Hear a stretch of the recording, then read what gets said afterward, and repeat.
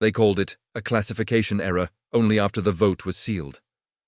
The chamber lights dimmed as the hollow model of the planet rotated in silence, a bruised sphere wrapped in storm bands and fracture scars, its gravity well annotated in red bands that never faded, and the Council's chief xenoscientist spoke with practiced neutrality as she confirmed the rating. Class 0 Deathworld, lethal to baseline sapience within 72 hours, surface pressure spikes exceeding 9.4 atmospheres, tectonic seal. Shear cycles every 11 minutes. Indigenous megafauna massing beyond armored vehicle tolerance. Around the amphitheater, admirals and delegates observed with detached interest, their displays already projecting extinction curves, casualty waterfalls, and clean-up timetables, because the humans had been placed there not as explorers, but as insurrection. Humanity, the Council had decided, persisted in error.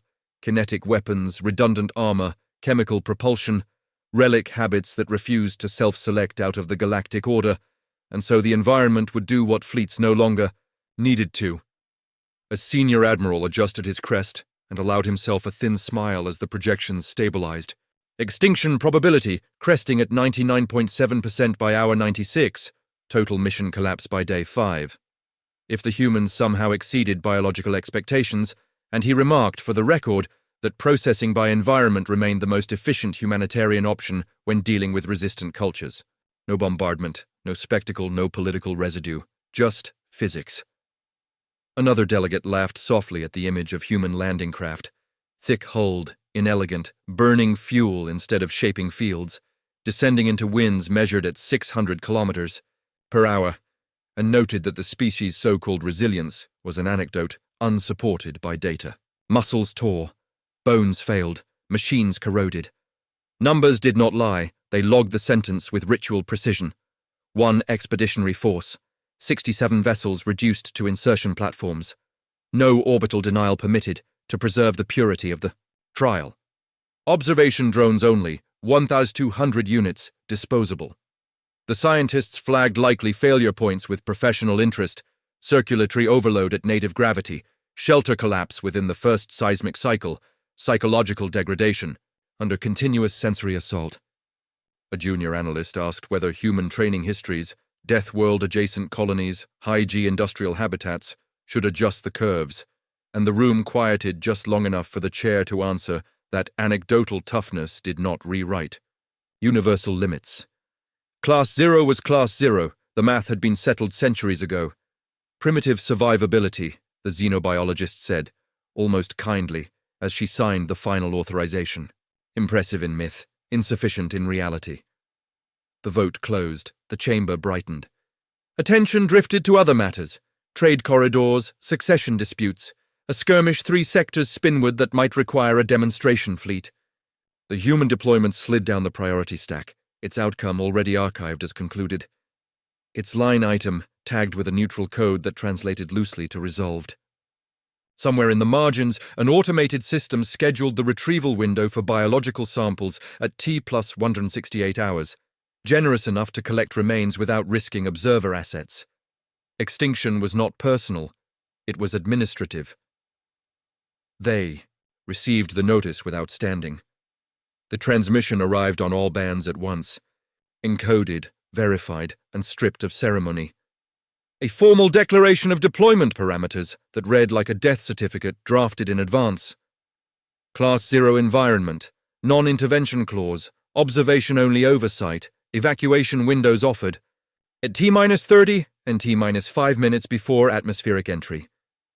On the bridge of the lead human vessel, no one interrupted the readout.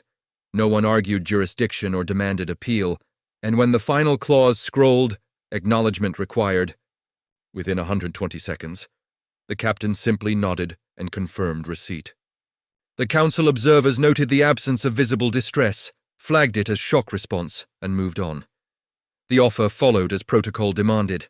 Safe extraction for non-combatants, medical asylum for crews deemed unfit, cultural preservation, guarantees in exchange for compliance. It was delivered twice, in 3 translated dialects, with a softness usually reserved for doomed species. The human reply was immediate and brief. Acknowledgement logged, evacuation declined, mission proceeding as filed. No qualifiers, no bargaining language, just a timestamp and a checksum that matched perfectly. Do not ask again. Council analysts replayed the footage at quarter speed, searching for microsignals, hesitation, aggression spikes, cortisol tells. But the human bridge remained steady, hands moving with economy as stations shifted from cruise to descent prep. Armor shutters locked. Redundant systems spun up. Internal gravity adjusted from 1.0 to 1.3 standard, then held. The ships did not scatter or attempt to game insertion vectors. All 67 maintained formation, spacing fixed to the meter, as if the planet below were not a threat, but a schedule. In the ready bays, crews secured without ceremony. No speeches, no ritual. Tools were checked, sealed, checked again. Exosuits were powered but not pressurized, their mass logged at 480 kilograms each, well beyond council assumptions of portable load tolerance. A medical officer flagged a projected injury rate of 18% within the first 24 hours and received a nod instead of a debate. The number was accepted. Adjustments were made. They're not arguing the math. Observation drones recorded human cargo drops punching through turbulence that shredded probe units seconds earlier, descent vectors holding within 0.6 degrees despite crosswinds that should have tumbled them end over end. At T-5, the Council issued the final evacuation prompt, legally required, morally hollow. No response followed, because the humans were already burning for atmosphere. Drives flaring hard and bright, heat shields ablated to glowing plates. On the Council side, a junior admiral remarked that courage often masqueraded as discipline in species unfamiliar with inevitability and predicted panic once the first shelters failed. A scientist added that refusal behavior correlated strongly with denial phases in terminal populations. The room agreed. They had seen this before, in different forms, on different worlds. Below, the planet's surface cracked with lightning and ash storms, gravity pulling like a tide that never receded. Above, human ships cut clean arcs through fire, descent clocks, synchronized to the second. There was no broadcast, no defiance message for the record, just preparation, executed without haste. They did not beg. They did not explain. They went to work. The first death was scheduled for minute 17. Council monitors watched the surface feeds populate with static and distortion as the planet asserted itself. Seismic pulses rippling every 11 minutes, wind shear tearing at structures with forces exceeding 14,000 newtons per square meter, lightning stitching the sky into constant fracture. The models advanced in confident increments, casualty curves climbing as shelters were expected to fail under compounded stress. Gravity at 1.9 standard, pressure spikes at 9.4 atmospheres, particulate density sufficient to strip exposed alloys. Minute 17 passed. No flatlines appeared. At minute 30, human shelters completed deployment. Not domes, as the Council had anticipated, but layered wedges driven deep into bedrock. Massed at 220 tons each, their geometry redirecting shock loads instead of resisting them. Seismic waves bent. Anchors held. Internal sensors reported vibration, well within tolerance, while observation drones lost altitude and broke apart in the same tremors. Analysts marked the discrepancy as a delay artifact and allowed the timeline to continue. By hour 1, projected fatalities stood at 0 against an expected 34%. Atmospheric toxins flooded the surface in concentrations lethal to most catalogued species within minutes. Yet human life signs stabilized as internal filters cycled, lungs adapting to partial oxygen deprivation without panic response. Heart rates elevated, then settled. Body temperatures rose by 1.6 degrees and held. Musculoskeletal strain registered across crews, microfractures logged and braced, pain managed without sedatives that might dull reaction time. Casualties, 0.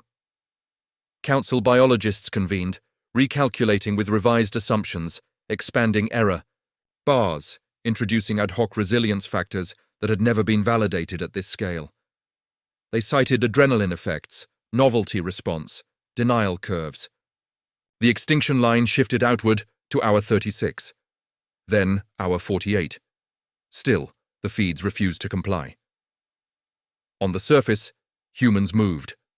Slowly at first, under 1.9 gravity, steps measured, posture angled forward to keep center mass low. Exosuits compensated, in increments of 3% torque per limb. Not enough to negate the load, just enough to make it survivable. Training protocols designed for asteroid foundries and high-G shipyards translated cleanly. Teams rotated every 22 minutes to prevent cardiovascular overload. When storms intensified to sustained winds of 640 kilometers per hour, work did not stop. It adjusted. They built where the models said they couldn't. At hour 6, the first seismic overrun struck, magnitude 9.1, surface rupture visible from orbit, and Council observers expected collapse. Instead, shelters flexed, sacrificial layers shearing away as designed, internal spaces remaining intact. One structure lost external power. Backup came online in 0.8 seconds. A human broke an arm during anchor reinforcement, splintered it, returned to task. The injury was logged and deprioritized. Council confidence eroded quietly. Analysts stopped using certainty language. Projections began to hedge. The extinction probability dipped below 80%, then 60%, then failed to stabilize at all as human physiology data continued to contradict baseline limits. Gravity sickness did not cascade. Psychological degradation did not manifest. Communication discipline remained intact across all 67 insertion sites, timestamps aligning within a 2-second window, despite interference that rendered Council comms unreliable. Outside, the curve. By hour 24, the Council's own drones were failing faster than the humans, their delicate systems unprepared for a world that punished fragility. Retrieval algorithms were suspended, sample collection windows quietly deleted. No announcement marked the change. On the surface, humans finished hardening their shelters and began planning expansion, as if the planet were not an execution ground, but a problem set with known variables. Above, Council observers watched the numbers drift farther from expectation with every passing minute. And for the first time since the vote, no one spoke of schedules. They moved sooner than the models allowed. At hour 26, Council monitoring grids registered coordinated surface displacement across all 67 sites, vectors emerging where static endurance had been expected, and the analysts hesitated, unsure whether to classify it as evacuation behavior or terminal dispersal. Then the timing resolved. Movements began within a 12-second window, each unit stepping off in a different direction, not away from danger but through it, paths intersecting hazard zones that the Council had marked as impassable. The planet punished delay. The humans did not delay. The advance was not fast by Council standards. It was precise. Under 1.9 gravity, average ground speed held at 4.2 kilometers per hour, spiking to 6.1 in brief intervals where terrain allowed, every acceleration synchronized, to seismic lull cycles mapped in real time.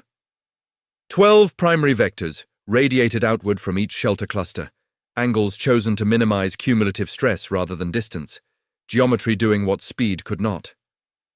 Observation drones struggled to track the pattern, their predictive targeting slipping by meters, then tens of meters, then failing altogether as paths overlapped and re-diverged.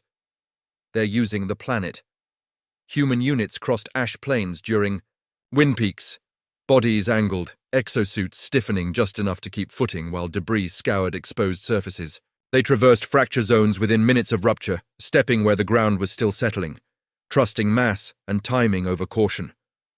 When storms intensified beyond forecast, movement did not halt. It rerouted, vectors adjusting by degrees, instead of kilometers, keeping the grid intact. Council overlays lagged by 14 seconds, then 22, then ceased to be predictive at all. At hour 30, the first monitoring collapse occurred. A drone swarm lost line of sight as humans passed beneath. Overlapping interference fields generated by terrain, suit emissions, and deliberate signal noise. The grid attempted to compensate, retasking assets, but the geometry no longer made sense. Every time a sector was reinforced, humans were already moving through its blind edge.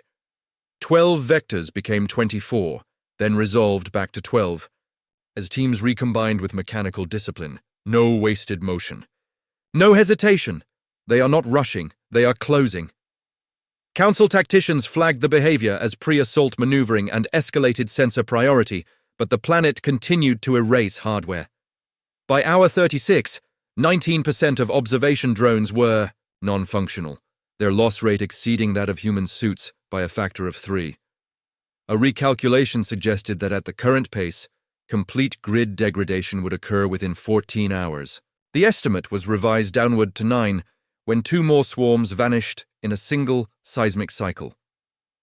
On the surface, humans reached predetermined waypoints marked only in their internal maps, distances measured not in kilometers, but in load cycles, and heartbeats.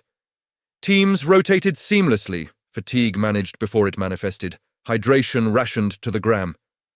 One unit paused for 46 seconds to retrieve a fallen drone, stripped it for materials, and continued without breaking stride. Council.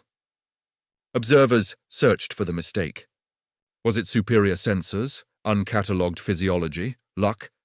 The answer did not settle because the pattern was now undeniable. Humans were advancing through a killing field as if it were a corridor, collapsing the space not by force but by inevitability. By E. Hour 42, the monitoring grid was functionally blind in 5 sectors. Its coverage fractured into islands that could not communicate. The humans did not exploit the gap with spectacle. They simply kept moving, vectors tightening, geometry closing. The planet's violence bent into a tool by timing and mass. The models had assumed survival meant staying still. The humans proved it meant going forward. The Council intervened when the numbers crossed embarrassment. At hour 49, enforcement authority was invoked under Article 17, framed as asset protection rather than escalation, and 3 orbital interdiction groups, detached from standby, 12 cruisers, 41 escorts, weapons powered but doctrine restrained. The intent was correction, not annihilation. Precision fire to halt surface movement, demonstration strikes to reassert geometry, no city killers, no mass drivers, just enough force to remind the humans that planets were still owned by fleets. The first volley was elegant. Coherent energy lanced down through atmosphere in synchronized pulses, each beam tuned to disperse at calculated depths, shock fronts designed to liquefy shelters, and rupture suits without excessive collateral. Council tacticians watched their boards with practiced calm. Then the return telemetry arrived, and the calm fractured. Absorption exceeded forecasts by 61%. Human surface units did not scatter, they braced. Shelters flared as ablative layers burned away, underlying mass drinking heat and bleeding it into the ground. Suits rerouted power, joints locking for impact, internal pressure spiking and stabilizing. Casualty counters flickered, then steadied. 2 injuries, no deaths. The beams cut scars into the terrain, and nothing else. The reply did not come from the surface, it came from orbit, from human vessels the Council had relegated to insertion platforms and stopped tracking as threats. At T+90 seconds, the first kinetic package cleared its bay, unguided until the final burn. Mass measured at 8 tons, velocity climbing past 14 kilometers per second before impact. There was no warning tone. No negotiation window, just arithmetic executed at range. One Council cruiser lost its bow in a single frame. Missiles followed, 112 in the first wave, trajectories shallow to exploit atmosphere rather than fight it. Decoys blooming just long enough to saturate point defense. Interceptors fired, some hit. It did not matter, the math had been done. At current densities, a 37% leak-through rate was sufficient. 12 seconds later, 5 escorts were burning, their hulls breached by kinetic penetrators that ignored shields and punished mass. Count the impacts. Do not argue the count. Council command escalated, authorizing limited nuclear response under containment protocols, yields capped at 50 kilotons. Airbursts calibrated to collapse human formations without sterilizing the surface. The detonations were clean, precise, beautiful. They also failed. Shock waves rolled over human positions and broke against hardened geometry. Pressure bled into sacrificial trenches. Radiation dispersed into storms already lethal enough to make the addition irrelevant. One human shelter lost an external module. The internal compartment sealed. Work resumed. The second human volley arrived before the blast signatures finished blooming. Railguns spoke this time, mass drivers firing in disciplined cadence, each round logged before launch, targets pre-counted. A command vessel took 3 hits through its midsection and split along a seam no one had noticed mattered. Another vanished entirely, its reactor gone before alarms could propagate. Council losses climbed past 30% in under 4 minutes. This is not escalation. This is correction. Council captains attempted withdrawal, vectors cluttered by debris and failing comms, but the human geometry had already closed. Missiles chased along predicted escape paths, not where ships were, but where they had to be. And the last nuclear option was cancelled mid-sequence when its firing solution intersected a disabled cruiser full of live crew. The Council hesitated. The humans did not press the button for them. At hour 52, the enforcement groups ceased to exist as coherent formations. 8 cruisers destroyed, 29 escorts disabled or venting. Human losses, 0 killed, 7 injured, all recoverable. The numbers stabilized.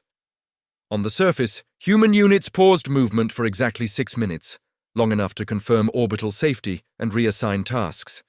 No victory signal was broadcast. No demand issued. The Council's own boards told the story in red and white counters that refused to be minimized. Force had been applied. It had been measured. And it had been enough. They stopped while they were winning. At hour 53, as debris fields still expanded and disabled hulls tumbled through thinning orbits, all human fire went cold at once, railguns silent, missile bays sealed, surface units holding position despite winds that could peel steel.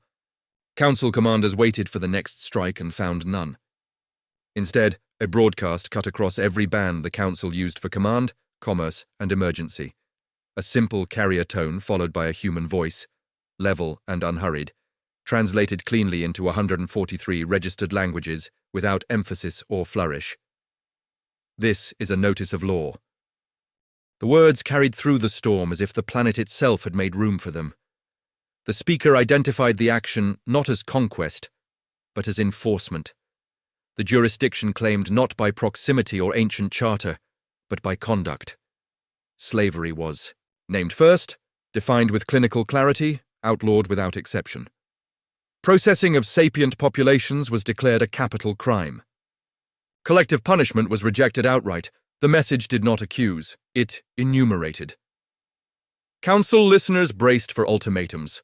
None came. Surrender protocols followed, precise and procedural. Power down weapons, transmit crew manifests, render, evade where possible. Ships that complied would not be fired upon, crews would be detained, not harmed. Trials would be convened under transparent rules, evidence preserved, representation permitted. No summary judgments, no erasure. The broadcast acknowledged Council casualties and stated, without heat, that further loss of life was unnecessary. We don't kill prisoners, we don't burn cities. On the surface, human units demonstrated the doctrine before the transmission finished. Rescue teams broke from advance vectors to reach downed Council escape pods, cutting through ash and debris with tools already hot from combat. Suits knelt in winds that tried to throw them sideways, securing restraints not to bind but to keep, injured bodies from being torn away. Medics worked under 1.9 gravity without pause, triage tags applied, fluids administered, wounds sealed. Every action was logged. Time stamps aligned to the second. Council observers struggled to reconcile the pause with their doctrine trees. This was the moment of annihilation, the point at which dominance hardened into spectacle. Instead, the humans offered process. Analysts flagged it as psychological warfare, then hesitated as compliance rates spiked across disabled fleets. At hour 55, the first cruiser transmitted surrender codes. Within 10 minutes, 12 more followed. The broadcast continued, expanding outward, relayed by human ships now repositioned not as threats, but as anchors. Neutral systems were addressed directly and invited to observe proceedings in real time. Evidence streams were opened. Sensor feeds unfiltered. The humans did not ask to be trusted. They provided material. Law travels faster than fear. In council, chambers far from the Deathworld, delegates listened as if for the first time because the message was not tailored to them. It was framed for everyone else. The storm howled. Lightning struck within meters of human shelters. No one flinched. At hour 58, escalation pathways across the council network went dormant, not jammed, but abandoned, as captains realized there was no advantage left to seize. The humans held the field, the orbit, and now the narrative, without raising their voices or their yield caps. The law remained, steady as gravity, waiting to see who would step into it. The explanation did not come from humanity. It came from the observers who had been watching for decades, coalition attachés, and neutral analysts who had filed reports. No one prioritized because they lacked urgency, because the humans had never needed to prove anything loudly. As the Council's networks filled with surrender codes and compliance notices, those observers activated long dormant channels and began releasing context, archives, treaties, training footage, into the same open evidence stream the humans had invited. This was not adaptation, this was rehearsal. Records surfaced of human colonies classified internally as marginal, worlds with gravity above 1.6 standard, atmospheres thick with corrosives, weather cycles that erased infrastructure. Yearly. They had not been mistakes. They had been classrooms. For 3 centuries, human forces had rotated through them on fixed schedules, 18 months at a time, logistics pushed to failure on purpose, casualty thresholds studied and reduced by increments that looked meaningless until they compounded. Council Deathworlds were quarantined, human ones were staffed, doctrine followed the data. Coalition analysts highlighted training manuals that treated shelter collapse, comms blackout, and orbital. Denial as baseline conditions, not contingencies. Units drilled under 2.0 gravity until posture and breathing adjusted without conscious thought. Equipment mass crept upward generation by generation, 20%, then 35%, until what the Council considered immobile became standard issue. Its humans did not train to negate hostile environments. They trained to operate inside them until the environment lost narrative power. They were not brave. They were prepared. Logistics told the deeper story. Coalition quartermasters released manifests showing redundant supply chains layered 7 deep, pre-positioned caches seeded across uninhabited systems, centuries before first contact. The 67 ships deployed to the Deathworld were not a spearhead, but a sample, drawing from a fleet that had rehearsed long-duration isolation as a matter of routine. When Council interdictions severed obvious routes, nothing starved, because nothing had been waiting on those routes in the first place. Historical footage followed, human academies drilling formations under names that matched what Council analysts were now labeling improvisation. 12 vector advances, seismic timing tables, rotational fatigue management under continuous threat. None of it was new. It had simply never been pointed outward. Coalition commentators did not celebrate. They sounded relieved, as if a latent constant had finally been acknowledged. For years, they said, humans had argued in committee rooms for laws that assumed worst-case behavior because they planned for it. Anti-slavery clauses, prisoner protections, transparent trials. Not as ideals, but as load-bearing structures designed to hold under pressure. The Deathworld was not revealing human cruelty or heroism. It was revealing alignment between means and ends. Council confidence collapsed under the weight of context. What had looked like reckless refusal now read as procedural acceptance. What had been dismissed as primitive survivability resolved into layered, documented resilience. The extinction curves had failed because they had been applied to the wrong dataset. As the evidence stream grew, surrender rates increased again, captains recognizing that they were facing a civilization that had already fought the battles the Council was trying to start in training halls and marginal skies, long before first contact. Preparation had not been recent. It had been patient. The second phase began without announcement. At hour 61, with doctrine broadcast complete and surrender channels open, Human Command reclassified remaining Council assets, not as enemies but as unresolved risks, and the operation shifted from deterrence to accounting. Numbers replaced rhetoric. Targets were sorted by propulsion status, weapon readiness, crew survivability, and proximity to civilian lanes. Nothing moved until the list settled. Then everything moved at once. Human ships advanced in disciplined shells, acceleration held. Below thresholds that would telegraph intent, vectors chosen to deny escape rather than invite pursuit. Missiles were not fired first. Boarding craft were. 48 shuttles detached in pairs, trajectories flat and unthreatening. Transponders. Broadcasting compliance offers every 6 seconds. Council captains ignored them and paid for the delay. At 2,000 meters, grapples fired, biting into hull seams mapped from centuries-old scans, clamps locking before point defense could cycle. Count the doors. Count the seconds.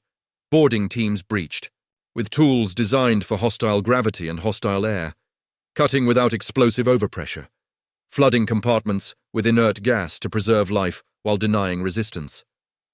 Council crews, exhausted and disoriented by hours of loss and pause, found themselves disarmed by opponents who did not shout, did not hurry, and did not fire unless fired upon. Resistance ended quickly where it appeared.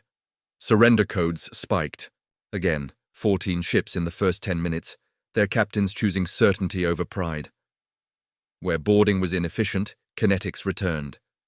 Railgun fire resumed in measured cadence, single rounds per target, aimed not at cores, but at thrust assemblies and weapon spines. A cruiser attempting blind acceleration lost both drives to 2 slugs, spaced 3 seconds apart. It drifted, intact, crew alive. Another ship tried to hide in debris and was found anyway, its signature predicted by mass distribution and shadow geometry rather than sensors. E1 hit, disable, move on. This is not a battle, this is inventory. Missiles were conserved for clusters, fired in waves of 24, yields tuned low, seekers slaved to shared solutions so that no ship was struck twice. The objective was collapse, not a spectacle. Council formations unraveled under the pressure of inevitability, escorts peeling away to surrender rather than shield doomed flagships. Human losses remained unchanged. 0 killed. Injuries ticked upward by 3, all during boarding. Actions all stabilized within minutes.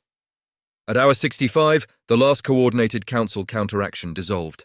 What remained were pockets, isolated hulls, drifting platforms, crews waiting for someone else to decide first. Human Command obliged them with time. Fire held. Boarding offers repeated. Medical channels opened. The cascade accelerated. 50 ships surrendered, then 80. Then the number stopped mattering and started being tracked for processing capacity instead. On the surface, human units adjusted posture, but did not advance, maintaining pressure without threat. Shelters now hubs for triage and intake. Council. Escape pods were recovered as a matter of routine, tagged, stabilized, logged. No one disappeared. Every transfer was recorded. Neutral observers watched the feeds and stopped asking what would happen next, because it was already happening exactly as stated. By hour 70, Council losses reached terminal clarity.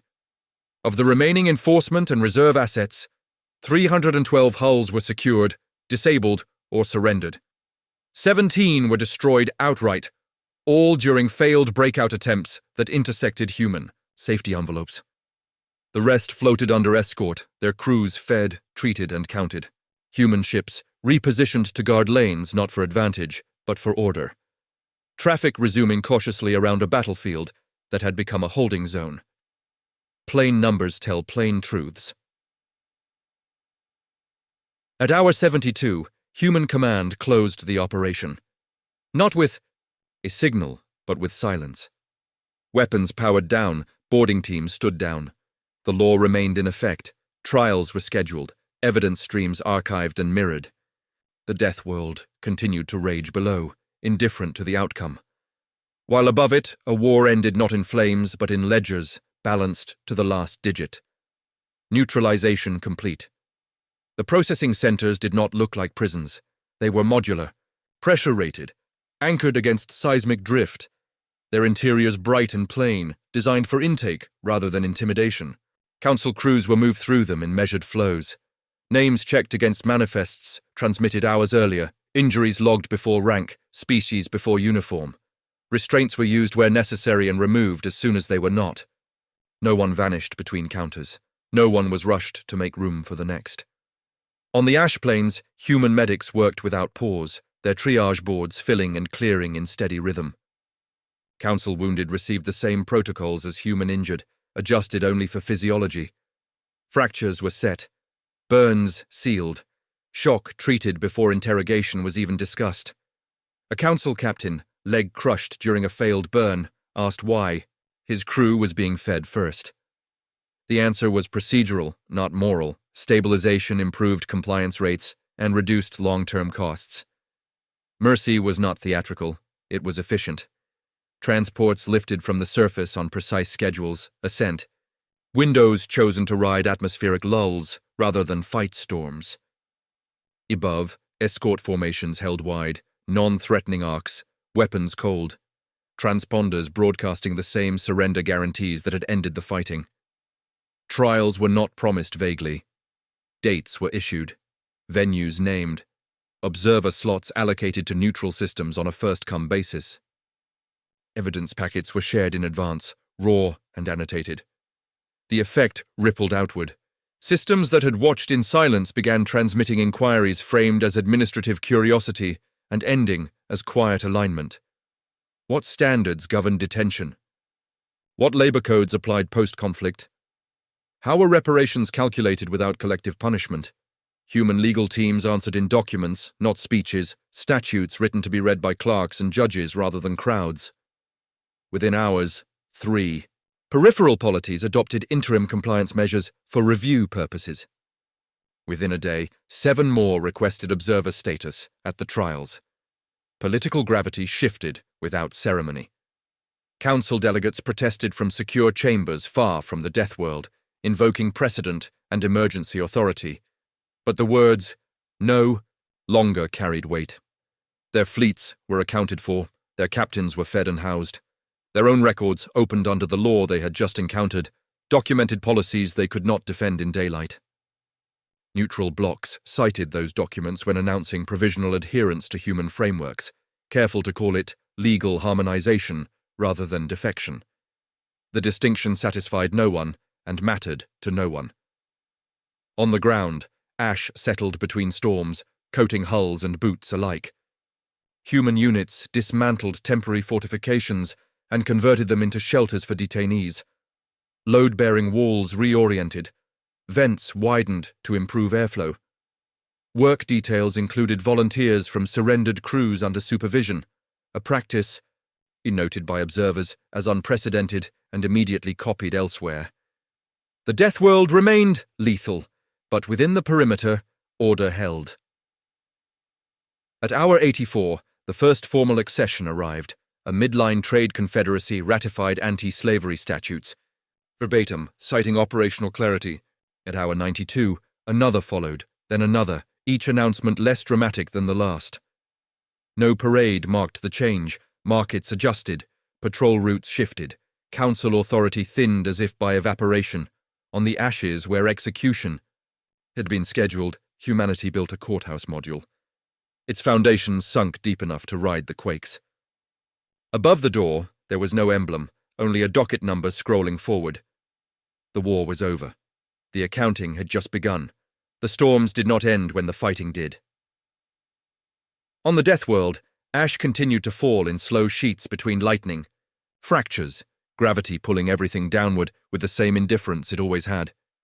Human shelters stood where they had been driven, now reinforced into permanence, their outlines softened by debris. Crews moved through them with reduced urgency, tools stowed, checklists shortened, the work no longer about survival, but transition. Wounded slept. Prisoners waited. Clerks counted. Above, orbit settled into patterns that would last.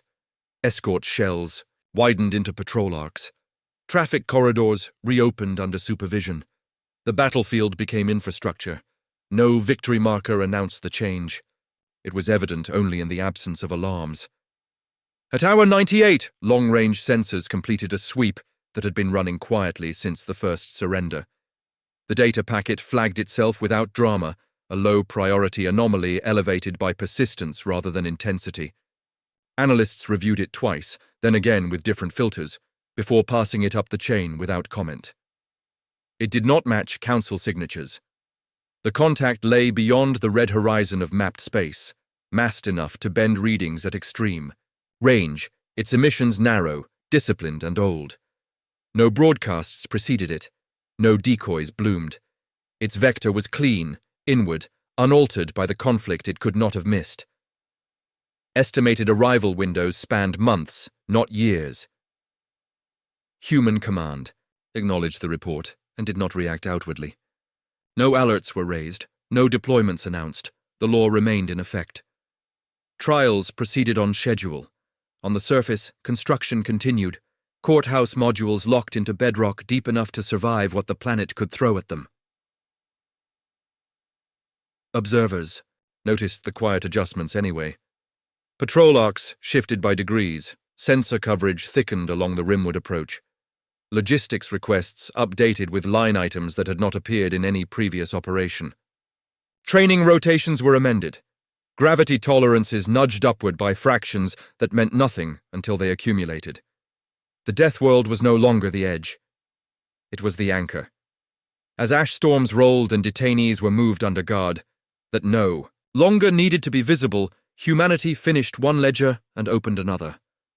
Far out, the unidentified signature maintained its course, indifferent to treaties and verdicts, carrying with it a doctrine no one had yet translated. The horizon did not glow red because of fire.